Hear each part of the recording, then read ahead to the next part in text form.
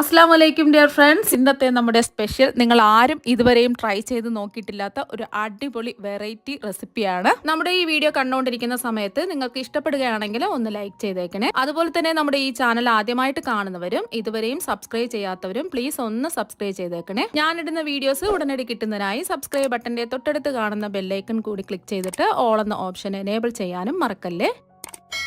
Video തുടങ്ങുന്നതിന് മുമ്പ് പരിചയപ്പെടുത്താനുള്ളത് എന്റെ സ്വന്തം പ്രൊഡക്റ്റായ ഷെമീസ് മാജിക് ഹെർബൽ ഓയിലിനെ കുറിച്ചാണ്.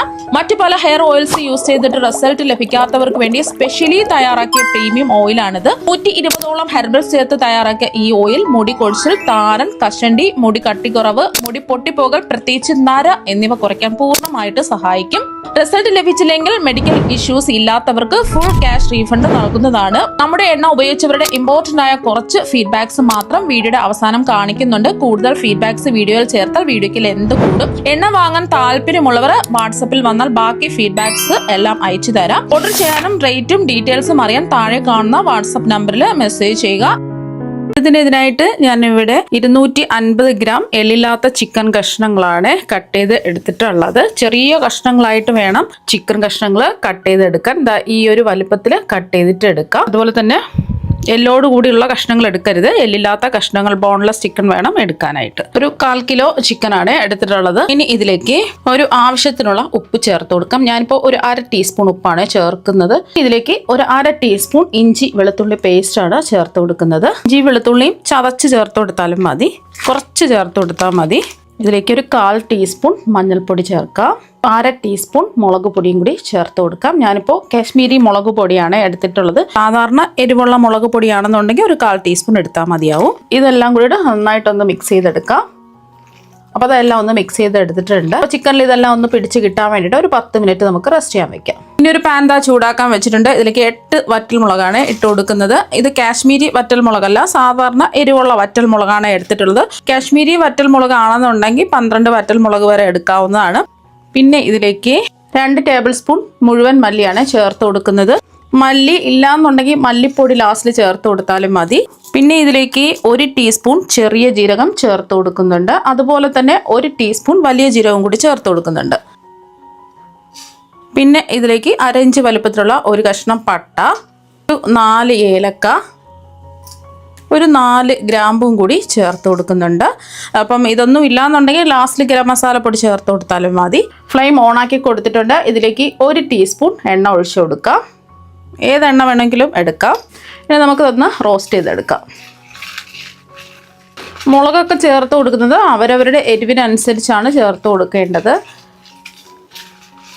മല്ലിയും മുളകൊക്കെ മൂത്ത് വരണം. ഫ്ലെയിം മീഡിയം ഫ്ലെയിം വെച്ച് കൊടുക്കുക. 3 മിനിറ്റ് ഒക്കെ ആവുന്ന സമയത്ത് നല്ലൊരു മണം വരും. ഈ ഒരു സമയം ഇതിലേക്ക് ഒരു 1/2 കപ്പ് നല്ല ഫ്രഷ് ആയിട്ടുള്ള കറിവേപ്പിലയാണ് ചേർത്ത് കൊടുക്കുന്നത്. കഴുകി വൃത്തിയാക്കി ഈർപ്പമൊന്നുമില്ലാത്ത കറിവേപ്പില വേണം ചേർത്ത് കൊടുക്കാൻ.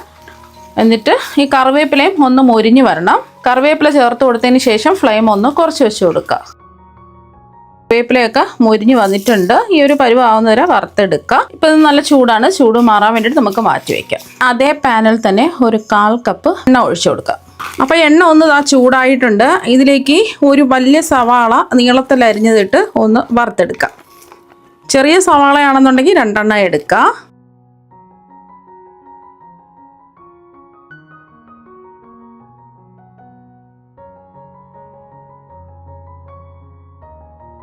അപ്പോൾ സവാള മൂത്ത് ഒരു ഗോൾഡൻ നിറമായിട്ടുണ്ട്.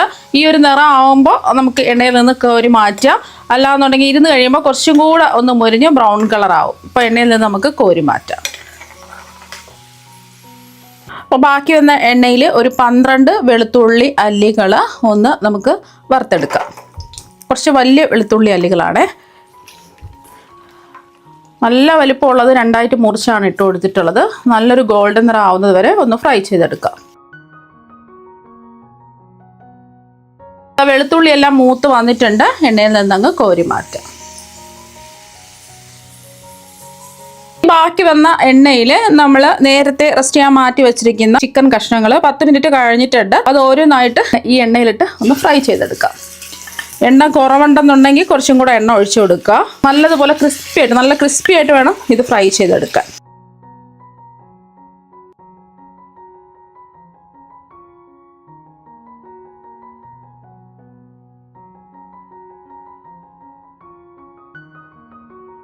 അപ്പോൾ ലോ ടു മീഡിയം ഫ്ലെയിം വെച്ച് കൊടുക്കുക. 1 മിനിറ്റൊക്കെ കഴിയുന്ന സമയത്ത് തിരിച്ചൊന്ന് ഇളക്കിയിട്ട് കൊടുക്കാം. 1 മിനിറ്റ് ആവുന്ന സമയത്ത് ഇതുപോലെ ഒന്ന് ഇളക്കിയിട്ട് കൊടുക്കുക. ഇതുപോലെ ഇളക്കി നല്ലവണ്ണം ക്രിസ്പി ആയിട്ട് ഈ ചിക്കൻ ഫ്രൈ ചെയ്തെടുക്കണം. ഫ്ലെയിം കൂട്ടി വെക്കരുത്. അതിൻ്റെ ഉള്ളൊക്കെ ഒന്ന് നന്നായിട്ട് വെന്ത് നല്ലോണം ക്രിസ്പി ആവണം.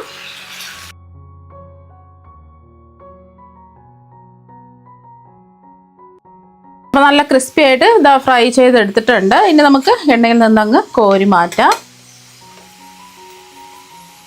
അപ്പോൾ നമ്മൾ വറുത്തെടുത്തതിൻ്റെ എല്ലാം ചൂട് നന്നായിട്ട് ഇതാ മാറിയിട്ടുണ്ട്. ആദ്യം നമുക്ക് ചിക്കൻ വറുത്തെടുത്തത് മിക്സിയുടെ ജാറിലേക്ക് മാറ്റാം. നല്ലതുപോലെ ചൂട് മാറിയിട്ട് വേണം മിക്സിയുടെ ജാറിലേക്ക് മാറ്റാൻ വേണ്ടിയിട്ട്. ജാറിലേക്ക് മാറ്റിയിട്ടുണ്ട്. ഇനി നമ്മൾ ഫ്രൈ ചെയ്തെടുത്ത വെളുത്തുള്ളി അല്ലികളും കൂടി ഇതിൻ്റെ കൂടെ ചേർത്ത് കൊടുക്കാം. തരിതരിപ്പായിട്ട് ഒന്ന് പൊടിച്ചെടുക്കുക. ഒരുപാട് അങ്ങ് പൊടിഞ്ഞു പോകരുത്. ജസ്റ്റ് ഒന്ന് പൾസ് ചെയ്ത് ഒന്ന് പൊടിച്ചെടുക്കുക. അപ്പോൾ ഒന്ന് ജസ്റ്റ് ഒന്ന് പൾസ് ചെയ്ത് പൊടിച്ചെടുത്തിട്ടുണ്ട്. ഈ ഒരു രീതിക്ക് പൊടിച്ചെടുത്താൽ മതി. ഒരുപാട് അങ്ങ് പൊടിഞ്ഞു പോകരുത്. നമ്മൾ ബാക്കിയെല്ലാം ചേർത്തിട്ട് ഒന്നുകൂടി പൊടിച്ചെടുക്കുകയാണ് ചെയ്യുന്നത്. ഇനി നമ്മൾ വറുത്ത് വെച്ചതെല്ലാം കൂടിയിട്ട് ഇതിലേക്ക് അങ്ങ് ചേർത്ത് കൊടുക്കുക. ഇനി ഇതിലേക്ക് ഒരു ചെറിയ കഷ്ണം പുളി, ഒരു ചെറുത് ഈ ഒരു ചെറിയൊരു പുളി ഇട്ട് കൊടുക്കാം. പിന്നെ ഒരു 1/4 ടീസ്പൂൺ കായപ്പൊടിയും കൂടി ചേർക്കാം. നമ്മൾ ചിക്കനിൽ ആവശ്യത്തിന് ഉപ്പുണ്ട്. ഈ ബാക്കി വറുത്തെടുത്തതിന് ആവശ്യമായിട്ടുള്ള ഉപ്പ് ചേർക്കാം. വീണ്ടും ഒരു 1/2 ടീസ്പൂൺ ഉപ്പാണ് ചേർത്ത് കൊടുക്കുന്നത്. ഉപ്പൊക്കെ നിങ്ങളുടെ അളവിനനുസരിച്ച് കൂട്ടിയും കുറച്ചും എടുക്കാം. പിന്നെ ഇതിലേക്ക് മുളക് പൊടി ചേർത്ത് കൊടുക്കാം. ഞാനിപ്പോൾ ഇതിലേക്ക് നേരത്തെ നമ്മൾ വറ്റൽ മുളക് ചേർത്തിട്ടുണ്ട്. അതധികം ഒരു 8 എണ്ണമല്ലേ ചേർത്ത് കൊടുത്തിട്ടുള്ളത്. 2 ടീസ്പൂൺ കശ്മീരി മുളക് പൊടിയും കൂടി ചേർത്ത് കൊടുക്കുകയാണ്. ആദ്യം വറ്റൽമുളക്, സാധാരണ വറ്റൽമുളകിന് പകരം കാശ്മീരി മുളകാണ് എടുത്തതെങ്കിൽ ഈ ഒരു സമയം മുളക് പൊടി ചേർക്കേണ്ട ആവശ്യമില്ല. ഞാൻ ആദ്യം എരിവുള്ള വറ്റൽമുളക് കുറച്ച് എടുത്തിട്ടുള്ളൂ. അപ്പോൾ അതുകൊണ്ടാണ് കാശ്മീരി മുളക് പൊടിയും കൂടെ ചേർത്ത് കൊടുത്തത്. അധികം എരിവുണ്ടാവില്ല. ഇതെല്ലാം കൂടിയിട്ട് ഒന്ന് പൊടിച്ചെടുക്കാം. അപ്പോൾ അതാ നമ്മൾ പൊടിച്ചെടുത്തിട്ടുണ്ട്. പൊടിച്ചെടുത്തത് ഡ്രൈ ആയിട്ടുള്ള ഒരു ബൗളിൽ വേണം ഇട്ട് കൊടുക്കാനായിട്ട്. ഈ ഒരു രീതിക്കാണ് നമ്മൾ പൊടിച്ചെടുക്കുമ്പോൾ കിട്ടുന്നത്. അപ്പോൾ നമ്മൾ ഇത് ഒരു കുറേ ദിവസം നമുക്ക് കേടുകൂടാതെ സൂക്ഷിച്ച് വെക്കാൻ പറ്റും. അപ്പോൾ ചിക്കൻ ഫ്രൈ ചെയ്ത എണ്ണ മാറ്റിയിട്ട് കുറച്ച് എണ്ണ, 1 ടീസ്പൂൺ, 1.5 ടീസ്പൂൺ ഉണ്ടാവും. കുറച്ച് എണ്ണ മതി. എണ്ണ ഒന്ന് ചൂടായതിന് ശേഷം 5-6 വെളുത്തുള്ളി അല്ലികൾ ചതച്ച് എടുത്തതാണ് അതങ്ങ് ചേർത്ത് കൊടുക്കാം. ഇത് വേണമെന്നുണ്ടെങ്കിൽ മാത്രം മതി. കുറച്ച് നല്ല മണവും ടേസ്റ്റും ആയിരിക്കും ഇതും കൂടെ ചേർക്കുമ്പോൾ. പിന്നെ കുറച്ച് കറിവേപ്പിലയും കൂടെ ഇട്ടിട്ട് ഒന്ന് മൂപ്പിച്ചെടുക്കാം. ഒരുപാട് എണ്ണ ആവരുത്, കുറച്ച് എണ്ണ മതി. വെളുത്തുള്ളി അല്ലികളൊക്കെ ഒന്ന് മൂത്ത് വരണം. മീഡിയം ഫ്ലെയിം വെച്ച് കൊടുക്കുക. അപ്പോൾ അത് നല്ലൊരു മണം വരുന്നുണ്ട്. നല്ലോണം വെളുത്തുള്ളി ചതച്ചതും കറിവേപ്പിലയും നല്ല ക്രിസ്പി ആയിട്ട് വന്നിട്ടുണ്ട്. ഫ്ലെയിം ഓഫ് ആക്കാം. അപ്പോൾ ആ മൂപ്പിച്ചെടുത്തതെല്ലാം കൂടിയിട്ട് ഇതിലേക്ക് അങ്ങ് ചേർത്ത് കൊടുത്ത് ഒന്ന് ഇളക്കി യോജിപ്പിച്ചെടുക്കാം.